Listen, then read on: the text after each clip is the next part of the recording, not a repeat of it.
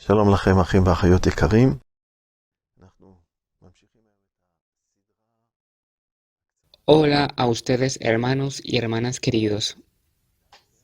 Nosotros continuamos con nuestra serie pequeña acerca de la justificación propia y conoceréis la verdad y la verdad os hará libres de la justificación propia. Hoy con la cuarta parte. La justificación de la cual hablamos es la justificación real que viene de Dios. Es la justificación que nos viene con la fe en Cristo Jesús. Quiero empezar desde Romanos 10, versículos 9 y 10. Dice así, que si confesares con tu boca que Jesús es el Señor y creyeres en tu corazón que Dios le levantó de los muertos, serás salvo. Porque con el corazón se cree para justicia, pero con la boca se confiesa para salvación. Esto resume que si nosotros creemos y confesamos, yo creo en Cristo Jesús, yo sé de que hay una historia terrible de la iglesia antisemita y la Inquisición y que no más, yo soy consciente de esto, pero no fue la culpa de Jesús. Jesús es hijo de Israel, es el rey de los judíos. Él fue crucificado como el rey de los judíos. Él vino según las profecías que los profetas dieron. Moisés habló de él también. Hay muchas líneas que señalan hacia la dirección de Jesús a su primera venida. Yo como israelí judío creo que Jesús es nuestro Mesías del pueblo de Israel, el Mesías hijo de David. No me avergüenzo, no me quiero avergonzar de esto. Yo soy consciente de que aún esto no es tan popular, pero todo Israel será salvo. Está escrito en el Antiguo y en el Nuevo Testamento. El pueblo de Israel finalmente vendrá al reconocimiento de la fe. Así como experimentamos y aún experimentamos en una realidad de resurrección física como país, estábamos muertos de forma nacional. Hoy nos hemos levantado de forma física. Tenemos un ejército, tenemos un gobierno. Bueno, aún todavía no hay, pero espero de que dentro de poco se nos levante un gobierno. Y estamos esperando una resurrección espiritual que aún no ha ocurrido. Dios lo prometió. Ezequiel 37, la visión de los huesos secos. Primero los huesos se reúnen y se visten de carne y tejidos y lo demás, y ya después le dice Dios al profeta que profetice al Espíritu y viene y sopla sobre estos huesos y se levanta, se resucita de forma espiritual. Así hay profecías y muchas más profecías acerca de esta realidad que tenemos ante nosotros. Así que yo creo de que Jesús es el Mesías. Lo creo en mi corazón y aquí lo he declarado frente a todo quien escucha esta grabación. Porque con el corazón se cree para justicia, o sea, es el camino que tenemos para recibir justicia, pero con la boca se confiesa para salvación. Esta es el camino de justicia que trae salvación. Nosotros los creyentes estamos en camino al reino de los cielos. Por supuesto que bajo la condición que nos mantengamos firmes hasta el fin nuestra fe, como está escrito en Hebreos capítulo 3. Entonces, tenemos aquí la justificación. Esta es la justificación que viene de Dios. Ahora, en Efesios capítulo 6, nosotros leemos acerca de esta justicia que se llama la coraza de justicia. Voy a empezar desde el versículo 10 para que tengamos algo de contexto.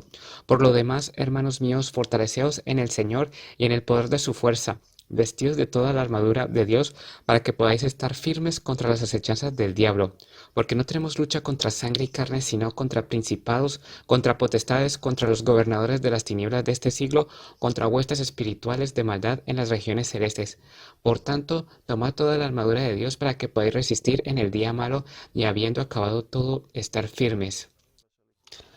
Hasta aquí nosotros vemos Pablo, el apóstol, toma el ejército romano, el soldado romano, y toma esta imagen y la arroja a la guerra espiritual, al mundo invisible, con los principados y potestades, los gobernadores de las tinieblas y sus discípulos. Nuestra guerra no es contra sangre y carne, no es contra las personas, a pesar de que Satanás a veces los utiliza, pero es contra principalmente las huestes espirituales. Y dice Pablo que tenemos que estar listos como soldados para la guerra. Y está escrito en el versículo 14: Estad pues firmes, ceñidos vuestros lomos con la verdad. Y se refiere a la verdad de la palabra de Dios, y vestidos con la coraza de justicia. He aquí se nos aparece un soldado romano que tenía una coraza que protegía su pecho. Nosotros necesitamos la coraza de justicia que nos proteja nuestro corazón. Dice así en el versículo 15: Y calzados los pies con el apresto del Evangelio de la paz. Los soldados romanos tenían sandalias con las cuales ellos podían marchar a distancia, y para nosotros es el Evangelio de la paz. Nosotros caminamos y predicamos el Evangelio de la paz de Dios, que mandó a su Hijo para darnos expiación y para que tengamos paz con Dios en el camino y darnos paz en el corazón. Sigue diciendo: sobre todo tomad el escudo de la fe, con que podéis apagar todos los dardos de fuego del maligno, y tomad el yelmo de la salvación y la espada del Espíritu, que es la palabra de Dios. Y no me voy a expandir en esto. En el versículo 18 habla acerca de la oración, pero nosotros nos vamos a enfocar en la segunda parte del versículo 14: vestidos de la coraza de justicia. La coraza de justicia estaba destinada a proteger el pecho del soldado romano, y a nosotros está destinado a proteger nuestro corazón de los golpes del enemigo, de los golpes de espalda que golpean el pecho y que no perforen. Necesitamos esa coraza de justicia. Mientras la coraza de justicia, o digamos más bien la justificación de Dios, es una coraza de justicia de hierro, nuestra justificación propia en vez es como un cartón que nos ponemos en nosotros mismos, que no nos protege de nada, porque nosotros bajo nuestras propias fuerzas no podemos ser lo suficientemente justos. ¿Qué quiere decir esto? Vamos a detallar esto ahora. Quien anda con justificación propia, he aquí una serie de fenómenos, de cosas que caracterizan una persona así, y espero poder examinarnos a nosotros mismos con esto. El que se justifica a sí mismo, quien está en ese grupo, le es muy difícil reconocer sus errores, porque yo soy justo, yo hago todo bien, yo hago todo correcto, yo soy justo, no es posible, muy difícil, yo no estoy bien. Es un obstáculo muy grande no ver dónde nosotros nos equivocamos, dónde pecamos. Eso es lo primero. Lo segundo que caracteriza a la justificación propia es el orgullo. Cuando Jesús habla acerca del fariseo en el templo, el fariseo habla siempre de yo, yo, yo. Y dice la palabra: quien se ensoberbece será humillado, y el humillado será levantado. La justificación propia está relacionada con el orgullo. Yo y lo que yo hago. Y lo tercero que caracteriza la justificación propia es que juzga a los demás. No solo se levanta a sí misma, sino que juzga a los demás. Esto y esto no está bien. Puede ser de que el otro esté pecando, pero el espíritu correcto no está con esta actitud de orgullo y no va a juzgar. Viene de abajo, desde abajo, para levantar al otro. Incluso si examinamos bien lo que no está bien en el otro, el amor viene de un lugar bajo para levantar, para ordenar, para extender la mano. incluso si la exhortación es dura, viene de una actitud de ayudar. Entonces la justificación propia le es imposible reconocer el fracaso. Juzga a los demás y habla mucho de sí misma. Yo ayuno y dice yo, y todo lo que hace, habla mucho de sí misma. ¿Y cuál es el problema con la justificación propia, con una coraza así? El problema es que cuando Satanás ataca, caemos heridos y muy gravemente y duele porque nada puede parar eso. El corazón se duele y entonces caemos en sentimientos malos de ofensas porque nos ofendemos. No hay nada que nos proteja. Entonces estoy herido, estoy sangrando desde adentro, estoy enojado con el mundo. Está escrito en Proverbios capítulo 9. Está escrito en el versículo 8 las siguientes palabras. Proverbios 9 dice así. Proverbios 9, versículo 8. No reprendas al escarnecedor para que no te aborrezca. Corrige al sabio y te amará. El sabio ama que lo exhorten. El sabio ama al que lo corrige. El necio odia a quien lo corrige. Y si nosotros corregimos al necio, nos va a odiar. Pero nosotros queremos ser sabios con la gracia del Señor. Y nosotros estamos susceptibles a vernos. Si nosotros nos identificamos y localizamos estas características que yo señalé de orgullo y que la justificación propia se levanta a sí misma y que no reconoce los fracasos y que juzga a los demás. Si nosotros reconocemos algo así en nuestras vidas, entonces hemos caído en la justificación propia y debemos arrepentirnos. Debemos de entender que somos muy sensibles en ese lugar. Por otro lado, ¿cómo se comporta la justicia de Dios? Primero que todo, una persona que camina baja la justificación de Dios y no la de él mismo, él siempre recuerda que es un criminal, pecador, que fue salvo por la gracia de Dios. Y ese es el lugar de origen y empiezas desde un lugar distinto, desde un lugar bajo, quebrantado, que no merezco nada, que lo he recibido, y en el momento en que Dios paga toda esta gran deuda, como aquel siervo que el rey le perdonó los 10,000 dineros, cuando yo llego a ese sitio y recuerdo esto, para mí es más fácil perdonar a aquel amigo que me debe algo, que me ha ofendido, que me hizo. Por supuesto que esto se refiere a una parábola distinta que Jesús dijo. Primero que todo, la justificación que viene de Dios no está basada en lo que yo hago, sino por el contrario, reconoce que no merezco nada. Nosotros podemos ver ejemplos de esto. Podemos ver a Pablo, por ejemplo. Él dice en Primera de Timoteo capítulo 1, él dice las siguientes palabras, versículos 12 y 15. Pablo testifica a sí mismo. Doy gracias al que me fortaleció, a Cristo Jesús nuestro Señor, porque me tuvo por fiel poniéndome en el ministerio. Habiendo yo sido antes blasfemo, perseguidor, injuriador, mas fui recibido a misericordia porque lo hice por ignorancia en incredulidad. Pero la gracia de nuestro Señor fue más abundante con la fe y el amor que es en Cristo Jesús. Palabra fiel y digna de ser recibida por todos, que Cristo Jesús vino al mundo para salvar a los pecadores, de los cuales yo soy el primero. Pablo nunca se olvidó de dónde vino. Él estaba completamente consciente de su naturaleza pecaminosa y de lo que se le fue perdonado. Acerca de la naturaleza pecaminosa, él habla en Romanos cuando dice, ¿quién me salvará de este cuerpo?